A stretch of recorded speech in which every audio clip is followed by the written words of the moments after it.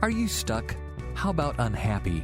Join Alena Chapman, author, mentor, and life coach for Magical Moments with Alena as she challenges you to get out of the doldrum and start living your life to the fullest. In just 60 minutes, Alena will help you take control of your life and push you to do the things you never thought you'd do. So get ready to take back your power and celebrate life with Magical Moments featuring Alena Chapman.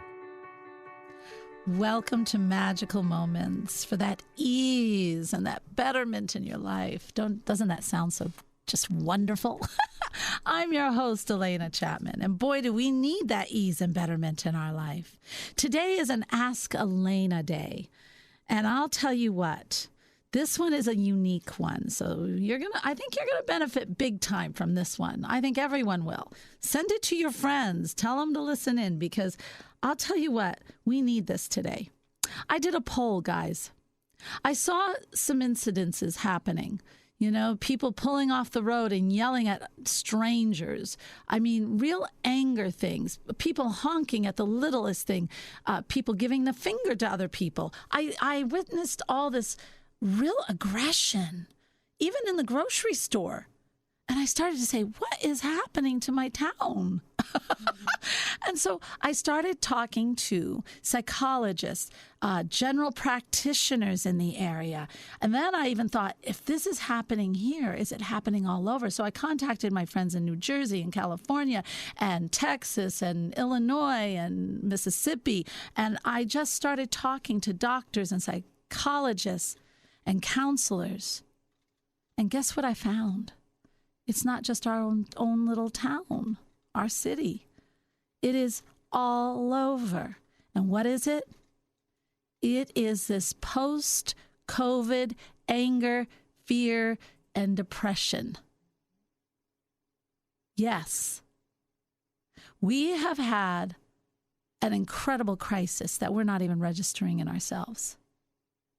We have had a total disruption in not only our life, our personal life, which was big, but our whole entire world. Let's be real. Businesses were closing. We were losing jobs. We still have lost jobs. We have our government. We had insurgents, or whatever they're called, attacking a very fragile government. Yes, folks, fragile. We have had our whole world as a society, as an economic standing, and even as a personal standing, all be shaken. That is called a full-blown crisis. And yet we expect to just walk out that door and think everything's going to be the same. But I hate to tell you, it's not. And it's so funny because we do this with our lives anytime we go through a crisis. Sure, we push it off as victimhood. We push it off as this, it's all their fault. It's the government's fault. It's all those people who are protesting fault. It's the virus fault. And, there was, I don't know, controversy on that. And just constantly out there. And yeah, there is some of that. And then we get angry. And I worked in right relations, and you see it all the time. When we're faced with an incredible crisis, it's very normal to go through into the victim mode, and then from the victim mode into the anger and the aggression. But if that anger is not geared into a productive, healthy way, and if that hurt and that confusion and that fear is not processed within ourselves, then it skews our whole future. I guarantee it will skew our version of our future here in our own personal life, in our cities, in our towns, in our nation. And doesn't that sound daunting? So much for ease and betterment. No. So, all right. I'm going to tell you a few things. It has to come back to you. It really does. There's one thing I know, that everything comes back to two things, and one affects the other. It comes back to what we believe about ourselves. And that helps us to say, how do we fit into this world, and how do I view this world? That's it. Everything else is mismatch. These two things create everything in your world. What I believe in myself and what I believe in the world, my placement in this world. And you think that's way too simple. Actually, it is actually the key to everything. Because when you have a higher understanding of that, oh my gosh, you are not pushed around like a frickin' ping pong ball into one crisis, into another crisis, into another crisis. And you find yourself in a place of a higher perception of all the events. I'll give you some examples, and I'll tell you how to get there. It's really not that hard, folks. We have to start processing. We can't just run forward with all the baggage of what we suffered in our COVID years. Do you know domestic violence is up over the roof? Do you know there were more divorces during COVID and now than there ever have been in one time? We can't keep going like this. We're lashing out. I call it popcorn because we're not right inside. We're confused. We have the fear. We have the anger. We're letting it lash out at people and things. And oh gosh, we're just constantly yelling at the news. We're constant, but we're hurting the people we love. It's got to stop. It's got to stop. And believe it or not, you have the control. You have the power. But you got to do 3 things. Now, yes, I'm turning it back to you. All right. I call it, first of all, I kind of put my own little, words to it. But let's just, there are 3 things. First of all, I always call it the reset or pull in. Now, that's the very first step. When you are dealing with a crisis, when you are dealing with a healing of a crisis, the most important thing for you to do is to pull within yourself. You've got to look at this. You've got to get some centering. You've got to get your footing back. And you can't get it out there. You can't get it listening to the news, which I've noticed, is kind of pushing a lot more drama because they don't know what to push. And so they're pulling on everything to give you, and it keeps your blood pressure up. Pull back. Pull back. Start doing things like, I always say meditate. For those of you who don't want to meditate or don't like it, I have a son that doesn't like to meditate. So what do you do instead? All right, just get quiet. Go out and enjoy this beautiful summer weather. Go into nature by yourself, not with a bunch of friends, but by yourself. Pull in. Do some writing, some journaling. Not about the sunny day, but how were you feeling that day? Were you feeling anxious? Were you being fearful? Were you angry? And did you find yourself lashing out like popcorn or popping out all that poison? What is going on inside you? How are you feeling? How are you looking at this world? And once you can define that, and I know you're saying, Alena, I think this world is just crazy. Yes, I can't say it's not. But let's pull in and say, okay, so why do I think that? And of course, it's going to be because this happened and this happened and this happened. Then you got to go another layer, guys. All right, so how has that affected me and my family? And there you will find where your anger is, where your fear is.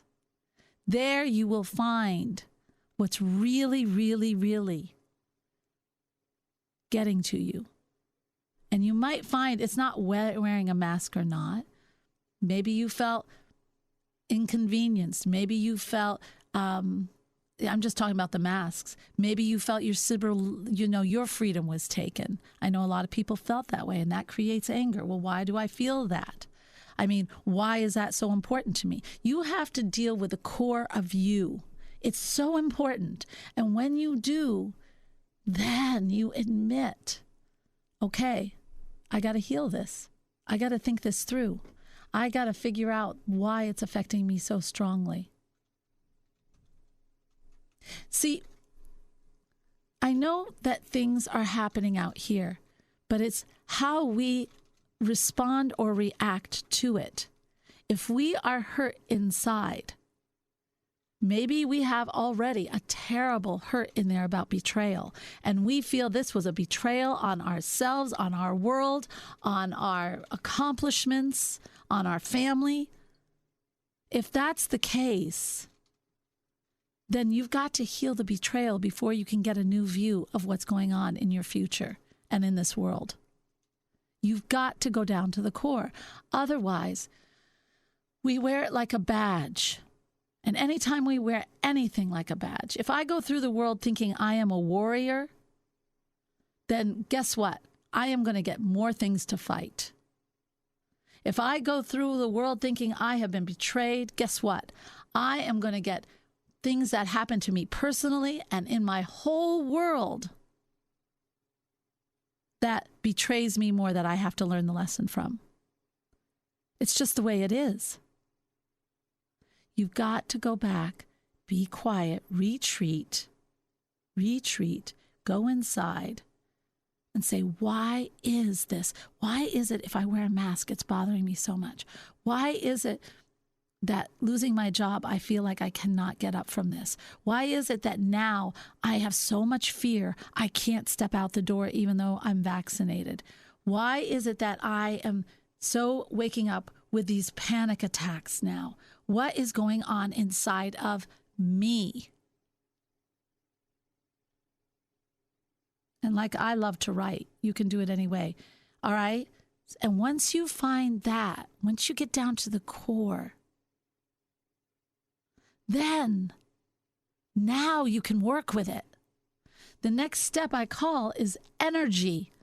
You've got to expel that energy so it doesn't come out in poison with yelling and anger and anxiety. No, you got to get it out of yourself. That means you get it out. I love to dance. I love to bike. I love to move, garden, do labor, like work in the garden, work in my house, redoing stuff. I started painting furniture. Whatever it is that gets the energy out of you, directs it in a healthy way. Just get it out. Do a toxic cleanse, do a steam thing. Get the toxins, the yuckiness out of you. Start to get it out. You've got to get out that excess energy. You see, when we are feeling angry, it fills our muscles. That's why you get aches and pains. That's why you get all this things that you never had before happen with your body, stiff necks, bad knees, all these things. It's all related. You've got to get the energy out. Play tennis. Just get it out of you. Exercise it out. Work the body. Steam it out. Get it out. Because it'll get you now feeling more relaxed, give you some sense that you are in control, and just cleanse. It gets it down to where you can work with it. And you will find already in that second step, you will not be lashing out. You'll start to see some rationale already starting to come that maybe I could step out of the house. Maybe I am fighting with my kids too much or my spouse. Maybe I shouldn't be doing the domestic violence. This is important because everything is energy. It's just how are you going to direct it? Are you going to direct it towards your future and others and lash out? Or are you going to learn how to harness it, get rid of what you don't need, and keep what you do need? Now, the third step is probably the biggest. This is the higher understanding. Once you get through these two, especially the energy, because there you're venting out. I forgot to mention, and this is an important one. During that energy one, I love to write letters. Okay? I write letters to everybody in the world. And I let it go. And you're not going to mail the thing because that just creates yuckiness. And that creates fire. And you know what? Fire just creates more fire. You don't need that. So what I do is I burn it. But what I do is let go on it. I write out all my frustrations. I did this when I was first divorced and I felt very used. And so I wrote letters like crazy. And I didn't have a higher perception on it. I was just getting it out. I was mad that I was put in this financial place where I had to do any kind of work I could to get going, that I had to not live as I was accustomed to. I had to start over again. And I was mad at it. I was mad that I was given all the responsibility. I was mad that nobody was helping me. I wrote it all out. And then I burned it and said, I let go. I let it go now. I'm going to just start from here and get better. I'm going to let it go. So if you're someone who likes to write, that is a wonderful cathartic exercise. Okay? That is getting rid of the energy. I want to give you an example of how this pops out. I know I gave it on the whole, an overview of our COVID problems, but I think I'm going to make it a little more direct for you. I remember when I was getting divorced. I've been divorced twice. This was the first divorce, and I have to say, when I took on this job as a choir director, and they liked me so much in a church, and they liked me so much they made me the drama, and then the youth director. And that was great. I loved the kids. It was great. But this is the thing. I remember one time I was sent to this seminar in Chicago, and we were all there to develop programs for all our youth pastoring things. And okay, I was not in a good place, and I was angry. I was so angry. And this is what happens. I'm sitting in a group with all these people, and it was really early in the morning. It was like an 8 o'clock call, and we're sitting in this group trying to create. And I had to say, I was not proud of my moment. But this girl was really perky. And she's coming up with all these ideas. She couldn't even sit in her seat. She was so excited. And I was not in that place. I was not feeling perky. Never do I feel perky in the morning. But then you add all the anger I had. And I actually let out sarcastic remarks. They just came out of my mouth. They just flowed. And I hurt her feelings. I didn't want to do that. That was horrible. But because I was hurting, I had to hurt others. And that's what you have to understand. If you don't harness that energy and vent it out in a way that's good, it comes out like popcorn and it hurts others. And there's always this old saying that people who hurt others. Well, do you really want to do that?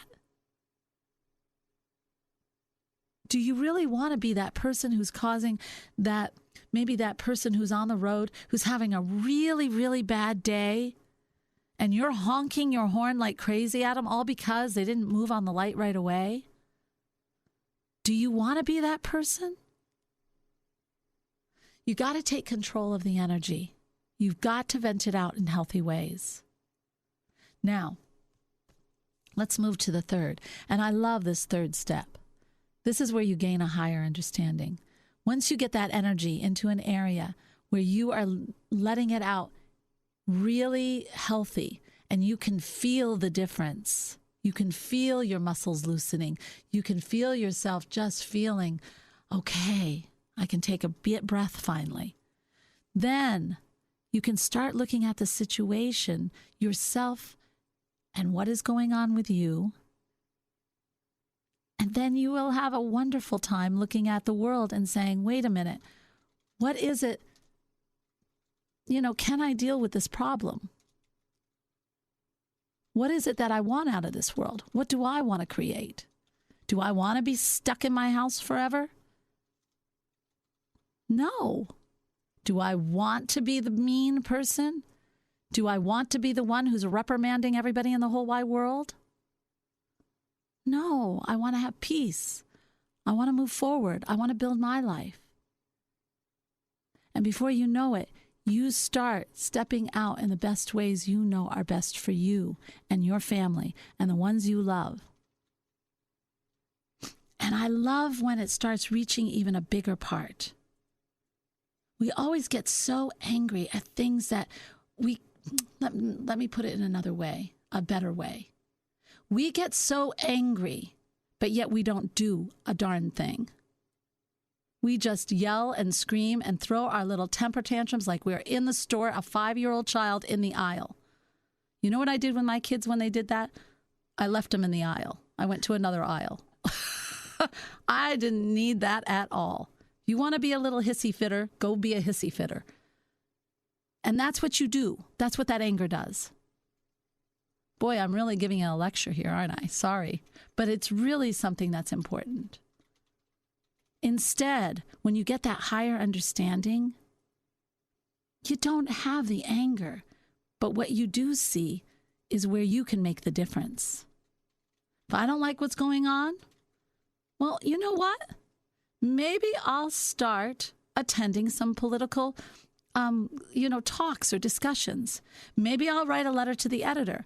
Maybe I'll start a petition. Maybe I will be active, not in an angry way, but where I want to see change. Maybe I've got a talent for helping this world be a better place. Maybe it's something small, like, my gosh, I think I'm going to spread a little bit of love. Everybody right now needs love. Everybody right now needs understanding. We need to bridge a gap that we have formed in this world. So maybe it's as small as just being nice. I'll tell you what, I when I go through the coffee line and somebody paid for my drink, I'm so pleasantly surprised. It makes my day. I'm like, that was so sweet that I pay for the person after me. Spread a little kindness. And before you know it, that ripples out, just like it did in the coffee line. It ripples out, and it wakes up another person, and it wakes another person up out of their anger, and wakes another person up out of their anger. You have that power, but you have to begin with you. Our nation has gone through a lot. It really has. We have seen, as Americans, we have seen how fragile our world is. But if we lash out only in anger and we don't direct that anger, that energy, and we don't sit and try and get a higher perspective, we're just going to make more of a mess of what we have. And we owe it to ourselves and this world, and even helping to have the right people in government to help to direct this nation into a really awesome, amazing nation. Can we do it? Of course we can. It's not a pie in the sky. But really, I know it sounds so funny, but it really does begin with every single one of us. Because right now we're seeing people lash out with anger on all fronts. We're seeing even people in government lash out on anger and causing more fire with fire. What is that? That just creates more fire. You've got to be the water. We've got to get some water in there. We got to put out the fires. We got to make this a calm sea, a nourishing sea, a place where people want to swim and be and thrive and grow. Water to feed the crops, water to feed the people. It's the beginning of all life. And the only way you can do that is when you really stop and heal what's going on inside of you. Okay? So, I hope that this helps. Remember, it is pull back, reset, okay? Direct the energy. Once you know the core, you can take that energy and you can put it anywhere. And then start contemplating, what is the higher meaning of this for me? That's the essence right there. If you are someone who is having this kind of anger and you're just having trouble even doing these first steps, that you just can't get through it, Don't sit there in that mess. I mean, really, who wants to do that? And instead, contact me. Contact me in soulmanifesto.com. If you go to, oh gosh, guys, you really should join soulmanifesto.com. I got value videos where I'm a lot nicer than I was on this show. But I really do think this is an important issue. And I think we have to be aware of it instead of just going out there lashing out everywhere. Ugh. But soulmanifesto.com, if you are having trouble, if you really can't get yourself to get over this, then contact me. There's a contact page. It's confidential. Just say, Alena, I need to talk to you. And if that scares you, then go on Instagram, message me there. Go on Messenger. I'm all over the place. Message me there. And it's Alena Chapman, Alena_Chapman for Instagram. And just kind of look for me, on those, or just contact the radio station if you're hearing this FM AM, and they'll get hold of me. I'm happy to help you.